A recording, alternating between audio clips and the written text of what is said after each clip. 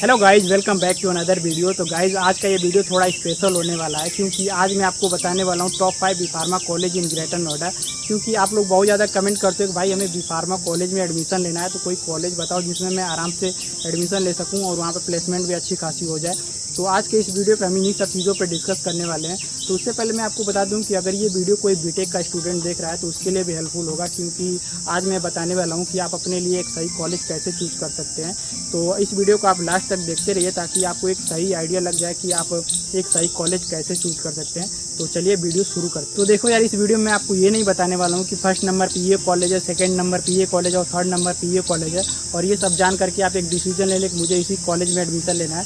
आप मेरा वीडियो देख रहे हैं तो कुछ तो अलग होना चाहिए। तो अभी मैं आपको जो कॉलेज का लिस्ट देने वाला हूँ वो कॉलेज सभी अपने आप में बेस्ट है, बस मैटर करता है कि आपकी वो फाइनेंशियल बैकग्राउंड और आपकी सोच से मैच करता है या नहीं। तो अब बात करते हैं कि आपको प्राइवेट कॉलेज में एडमिशन कैसे लेना चाहिए। तो मैं आपको बता दूं कि अगर आपको प्राइवेट कॉलेज में ही एडमिशन लेना है तो आप कोशिश करिए कि काउंसलिंग के थ्रू एडमिशन लीजिए, क्योंकि अगर आप काउंसलिंग के थ्रू एडमिशन लेते हो तो आपको कॉलेज फीस कम हो जाता है, और अगर आप यूपी से हो तो आपको स्कॉलरशिप से भी बेनिफिट मिल जाता है। वैसे आप डायरेक्ट एडमिशन भी ले सकते हो, बस दिक्कत ये है कि अगर आप डायरेक्ट एडमिशन लेते हो तो आपका कॉलेज फीस कम होने का चांस बहुत कम हो जाता है और स्कॉलरशिप तो मिलता ही नहीं है। तो इसलिए मैं आपको रिकमेंड करूंगा कि आप काउंसलिंग के थ्रू ही एडमिशन लीजिए। तो बात करते हैं काउंसलिंग के थ्रू एडमिशन लेने के लिए आप कौन कौन से एग्ज़ाम दे सकते हो। तो देखिए, अगर आपको काउंसलिंग के थ्रू एडमिशन लेना है तो आप CUT का एग्ज़ाम दे करके किसी भी प्राइवेट कॉलेज में एडमिशन ले सकते हो, और अगर आपका CUT में अच्छा रैंक है तो आप किसी भी गवर्नमेंट कॉलेज में भी एडमिशन ले सकते हो। और अगर आप मैथ के स्टूडेंट हो तो आपके पास एक और ऑप्शन होता है JEE मेन, जिसको दे करके आप किसी भी प्राइवेट कॉलेज या गवर्नमेंट कॉलेज में एडमिशन ले सकते हो।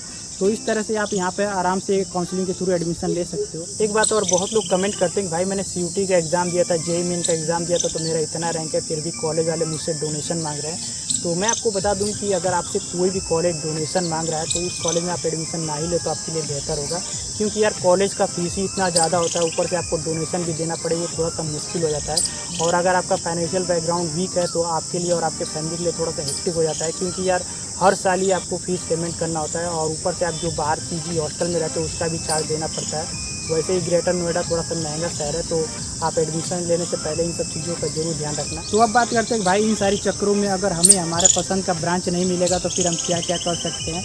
तो मैं आपको बता दूं कि अगर आपको आपके पसंद वाले कॉलेज में सही ब्रांच नहीं मिल रहा है तो आप उसी से रिलेटेड किसी दूसरे कॉलेज में एडमिशन ले लीजिए, और अगर वहाँ पर भी आपको सही ब्रांच नहीं मिल रहा है तो अगर आप जस्ट 12th पास आउट हुए हो तो आप 1 ईयर का ड्रॉप लेकर के JEE मेन या JEE एडवांस की तैयारी कर लीजिए।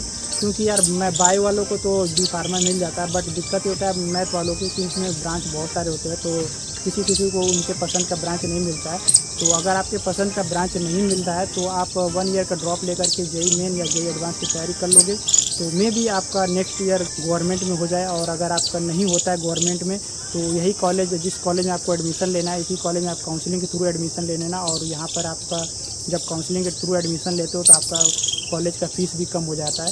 तो इस तरह से आप एडमिशन ले सकते हो। बाकी इसमें आपको टेंशन नहीं लेना है, अगर आप 1 ईयर प्रिपरेशन करोगे तो आपको बहुत सारी चीज़ें सीखने को भी मिलेगी, और आपको बाद में पता भी चलेगा, मैं भी तैयारी करते वक्त पता चलेगा कि आपको इससे भी अच्छे अच्छे कॉलेज है। तो 1 ईयर का ड्रॉप लेना आपके लिए बढ़िया रहेगा अगर आपको सही ब्रांच नहीं मिल रहा है तो फाइनली अब बात करते हैं top 5 B pharma college in Greater Noida. तो जैसा कि मैं पहले बताया हूँ कि सभी कॉलेज अपने आप में बेस्ट है, बस मैटर करता है कि आपको वो पसंद आता है या नहीं। तो पहले और दूसरे नंबर पे जो कॉलेज है वो थोड़ा सा एक्सपेंसिव है अदर कॉलेज के कंपैरिजन में, बट यहाँ पर आपको वो चीज़ें प्रोवाइड की जाती है जो कि आपको अदर कॉलेज में मिस करते हो या फिर आपको मिलती भी नहीं है। तो मैं बात कर रहा हूँ शारदा यूनिवर्सिटी की। तो शारदा यूनिवर्सिटी बेसिकली एक प्राइवेट यूनिवर्सिटी है जो कि अपना एग्ज़ाम खुद ही कंडक्ट कराता है, और ये कैंपस बड़ा तो है ही, साथ में आपको वो फैसिलिटी मिलती है जो कि आप फ्यूचर में आपके लिए बहुत ज़्यादा बेनिफिट करता है। और अगर आप यहाँ पर पढ़ाई के साथ साथ पैशन को फॉलो करना चाहते हो, मतलब आपको डांसिंग आती है, सिंगिंग आती है, और आप इस फील्ड में कुछ अच्छा करना चाहते हो, तो ये कॉलेज आपको इस फील्ड में आपको प्रमोट करता है और अपने तरफ से भी दूसरे जगह पर परफॉर्म करने के लिए भेजता रहता है। तो इस तरह की चीज़ें आपको यहाँ पर मिल जाती है। बात करें गलगोटिया यूनिवर्सिटी की, तो देखिए गलगोटिया यूनिवर्सिटी भी एक प्राइवेट यूनिवर्सिटी है, बट यहाँ पर आपको पढ़ाई के साथ साथ बहुत सारे फंक्शन भी मिलते हैं, जैसे कल्चरल प्रोग्राम, फेस्ट, और बहुत सारे स्पोर्ट्स मीट भी होते रहते हैं, और यहाँ पे बहुत सारे सेलिब्रिटी भी आते हैं, मोटिवेशन स्पीकर भी आते रहते हैं। तो अगर आप इस कॉलेज में आते हो तो आपका मतलब ये इस तरह से है कि आप पढ़ाई के साथ साथ मनोरंजन भी होता रहता है। तो इस कॉलेज में अगर आप एडमिशन लेते हो तो आपको इन सारी चीज़ों का थोड़ा सा बेनिफिट मिल जाता है। तो अब बात करते हैं तीसरे, चौथे और पाँचवें नंबर कॉलेज के बारे में। तो देखिए यार, इन कॉलेज का एनवायरनमेंट थोड़ा सा अलग है फर्स्ट और सेकंड कॉलेज के कंपैरिजन में, क्योंकि यार यहाँ पर सिर्फ और सिर्फ आपको पढ़ाई को इम्पोर्टेंट दिया जाता है, और अगर आपको यहाँ पे पढ़ने का मन हो या ना हो फिर भी आपको यहाँ पर पढ़ना पड़ता है। तो तीसरे नंबर पे है NIT कॉलेज, और चौथे नंबर पे है GNIT कॉलेज, और पाँचवें नंबर पे है INT कॉलेज।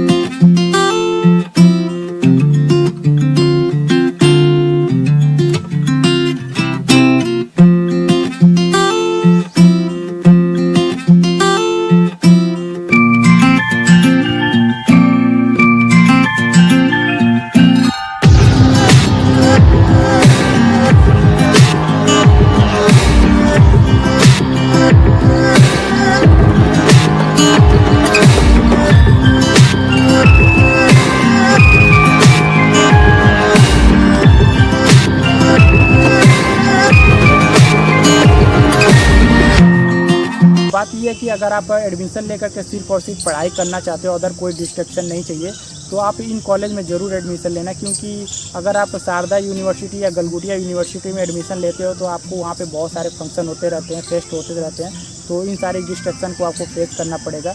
और अगर आप सिर्फ पढ़ना ही चाहते हो तो इन्हीं कॉलेज में एडमिशन लेना, क्योंकि यहाँ पर आपको पढ़ाई से रिलेटेड बहुत ज़्यादा हेल्प मिलेगा।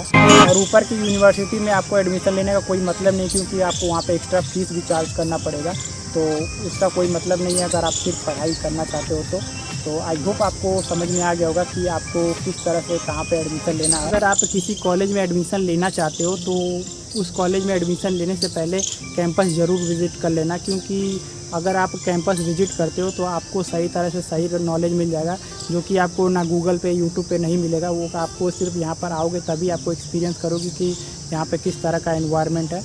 तो एडमिशन लेने से पहले ज़रूर एक बार कैंपस विज़िट कर लेना, मैं आपको ज़रूर सजेस्ट करूँगा, क्योंकि बहुत लोग ऐसे ही डायरेक्ट एडमिशन ले लेते हैं, ऑनलाइन ही एडमिशन करा लेते हैं, बाकी बाद में आके के बोलते हैं कि मैंने देखा नहीं, इस तरह का किया नहीं, तो मैं परेशान हूँ। तो मैं आपको ज़रूर बोलूँगा कि एडमिशन लेने से पहले आप ज़रूर कैंपस विज़िट करना। और अब बात करते हैं इन सभी कॉलेजेस के प्लेसमेंट के बारे में। तो भाई इन सभी कॉलेज में प्लेसमेंट अच्छे ही जाते हैं, बट डिपेंड करता है कि आप 4 साल पढ़ाई कैसे करते हो और आपका इंटरव्यू में आप किस तरह से परफॉर्म करते हो, आपका इंटरव्यू अच्छे से जाता है या नहीं। मतलब ये है कि अगर आप 4 साल अच्छे से पढ़ाई करोगे और फिर आपका इंटरव्यू भी अच्छा गया तो आपका प्लेसमेंट भी अच्छा ही जाता है। ये डिपेंड करता है सिर्फ और सिर्फ आप पर। मतलब वही सीन है कि आप पानी में जितना शक्कर डालोगे उतना ही मीठा होगा। तो आप जैसा पढ़ाई करोगे, जिस तरह का आप इंटरव्यू दोगे, तो उसी तरह का आपका प्लेसमेंट लगेगा। तो कुल मिला जुला कि ये कि आप यहाँ पर आइए, आराम से एडमिशन लीजिए और अच्छे से पढ़ाई करिए, तो आपका प्लेसमेंट भी अच्छा ही होगा। ओके, आई थिंक आपको समझ में आ गया होगा कि आपको किस तरह से एडमिशन लेना है और क्या क्या प्रोसीजर है एडमिशन लेने के लिए और किन किन बातों का आपको ध्यान रखना है। तो अगर आपको ये वीडियो पसंद आई हो तो please do like, share, subscribe and hit the bell icon for sure. Thank you.